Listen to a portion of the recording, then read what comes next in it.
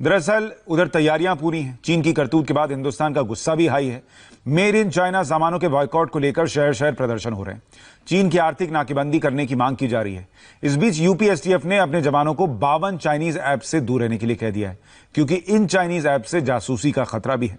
चीन की आर्थिक नाकेबंदी की तैयारी सरकार के लेवल पर भी हो रही है। रेलवे ने कल ही चाइनीज कंपनी के साथ 471 करोड़ का कॉन्ट्रैक्ट रद्द कर दिया।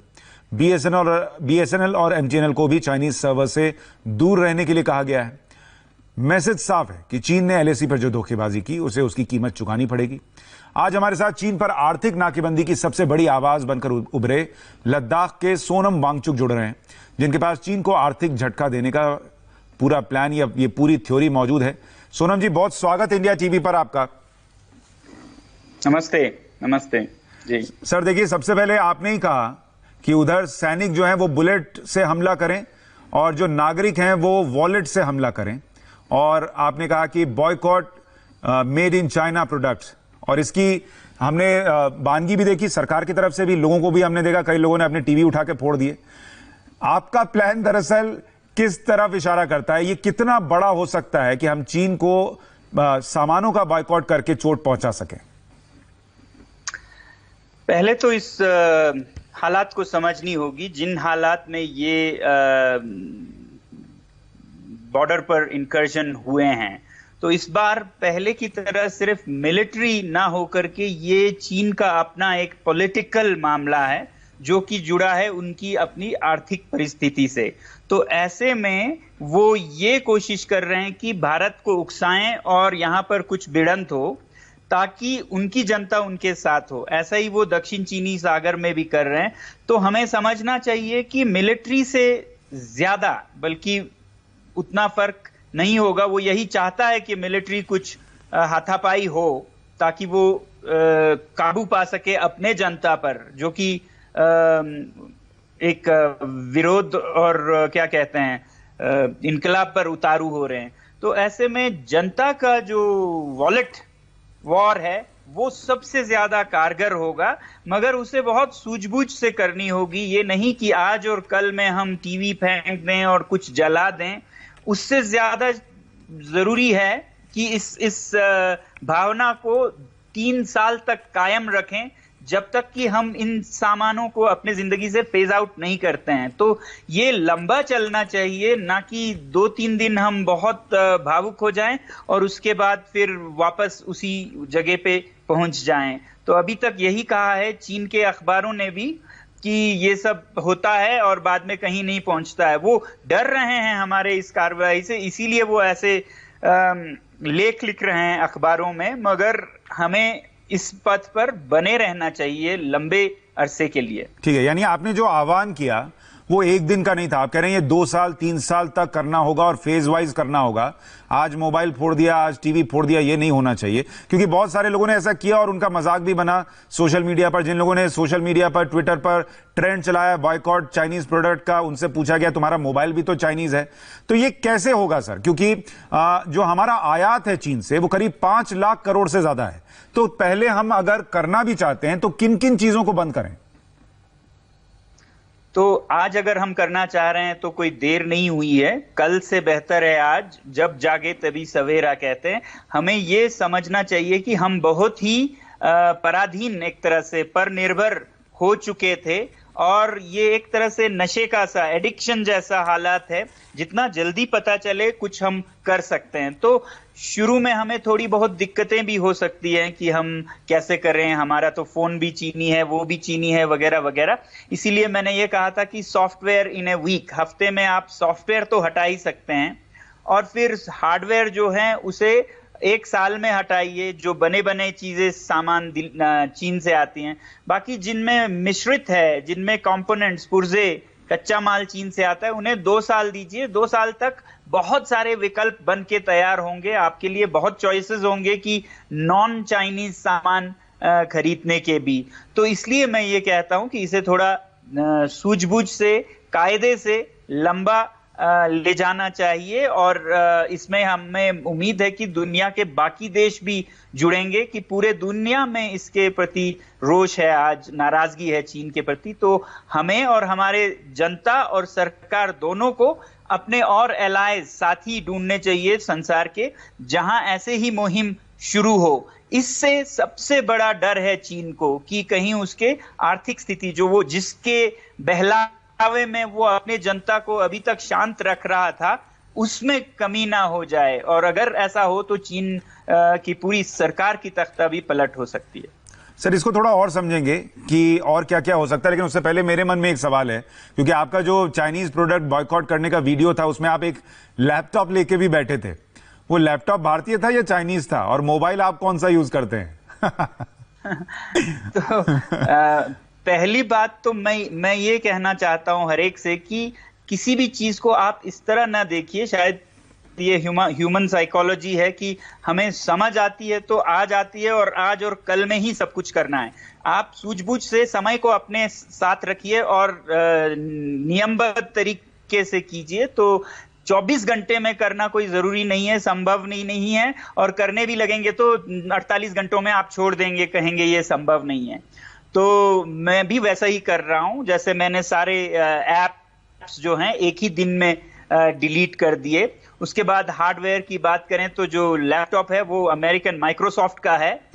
मैं नहीं चाहूंगा कि मैं उसे फेंक दूं क्योंकि उसमें कोई पुर्जे चीनी हो गए। मैं इसे प्रयोग करूंगा और उसके नया देख के खरीदूंगा कि इसमें कंपोनेंट भी नहीं हो।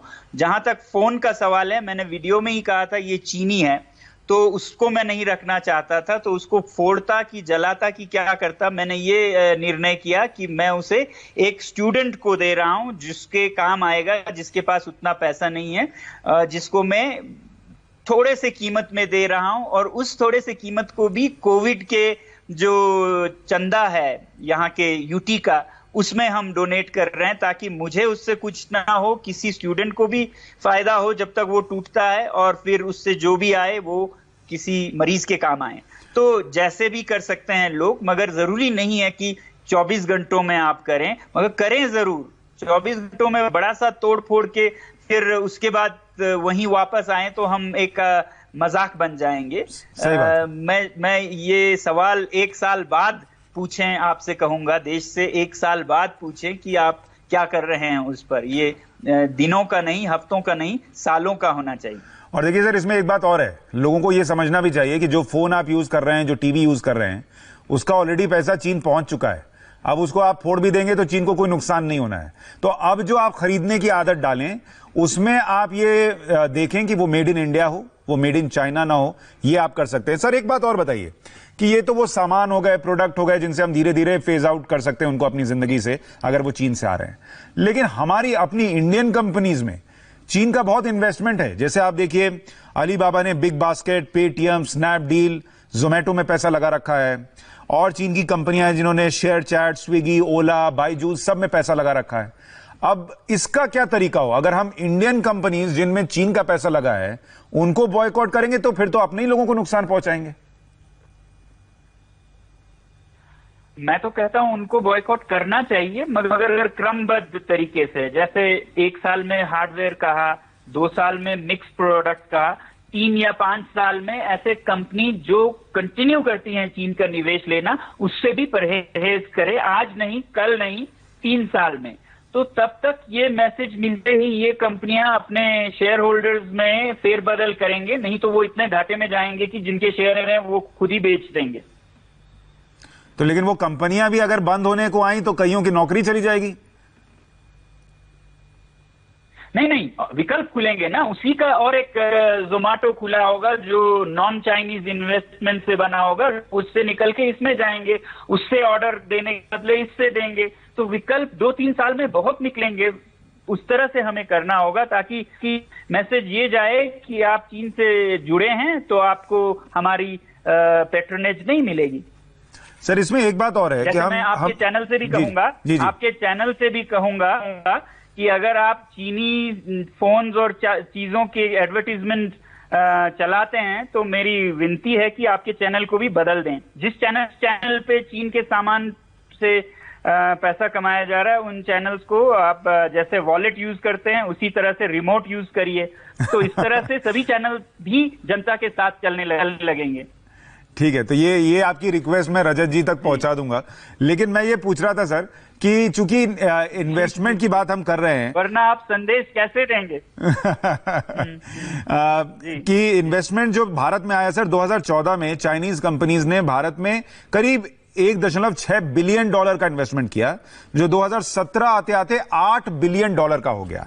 तो क्या यह बेहतर है कि हम लोगों से कहें कि आप जिन इंडियन कंपनीज में चीन ने पैसा लगाया है उनको आप ज्यादा यूज ना करें, बॉयकॉट करें, की बजाय हम सरकार से कहें कि चीन का जो इन्वेस्टमेंट है उसको लेकर आप कर्ब कर दीजिए, यहां इन्वेस्टमेंट भारतीय कंपनियों में हो ही नहीं, ये ऐसे कोई नियम बना दीजिए? सरकार करे, अच्छी बात है, मगर मुझे उससे ज्यादा चिंता है कि लोग इसे समझें। लोग जब समझे तो सरकार खुद बनाएंगे, आप रोके नहीं रोक सकेंगे।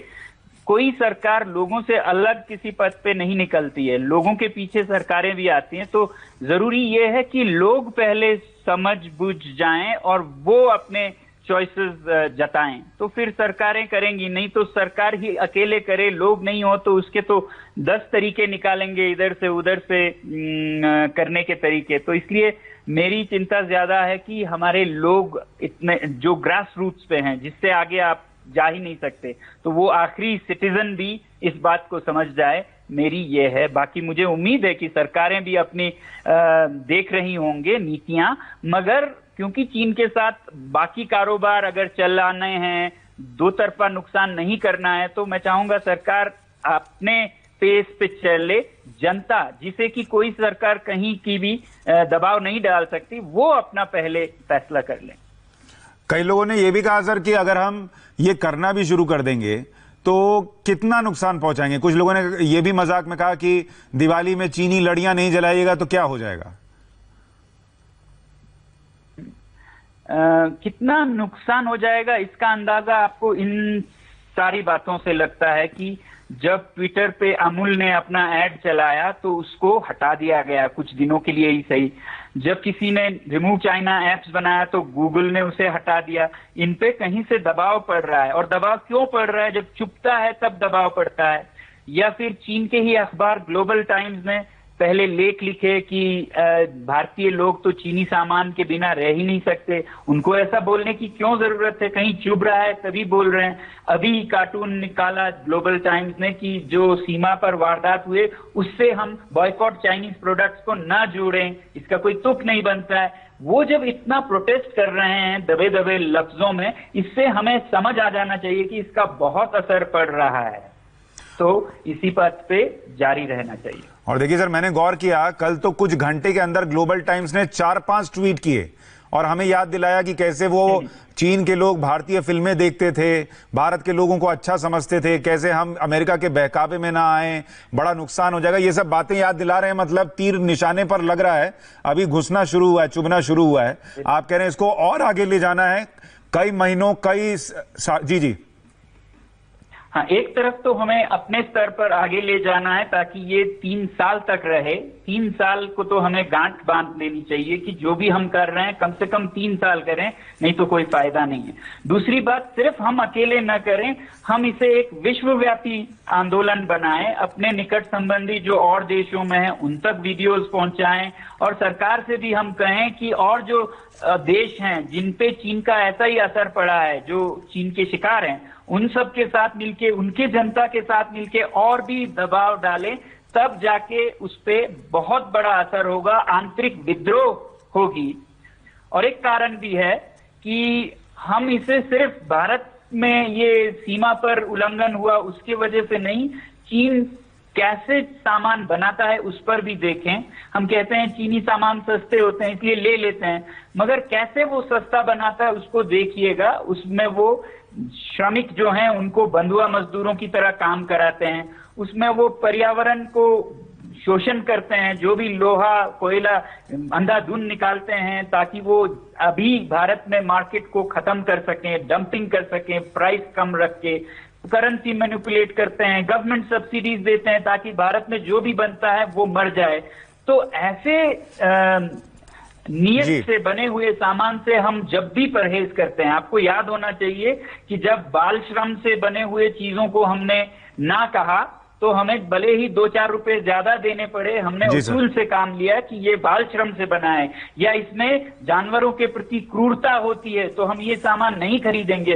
उसी तरह अब ये चीन का सामान इंसानों के प्रति क्रूरता यानी है। ये याद रखना है सर कि ऐसा ना हो कि बॉर्डर पर है तो याद है, फिर उसके बाद हफ्ते भर भूल गए। आपने टारगेट दिया है कि 3 साल कम से कम चीन के सामान का बॉयकॉट कीजिए, आपको असर खुद दिखने लगेगा और चीन जो है वो घुटनों पर आ जाएगा। सर बहुत शुक्रिया हमारे साथ जुड़ने के लिए आपका। नमस्कार। सोनम वांगचुक को आप सुन रहे थे। इसके अलावा शाम 5 बजे प्रधानमंत्री नरेंद्र मोदी एक सर्वदलीय बैठक भी करने वाले हैं। उसका फाइनल प्लान बताएंगे आपको एक छोटे से ब्रेक के बाद।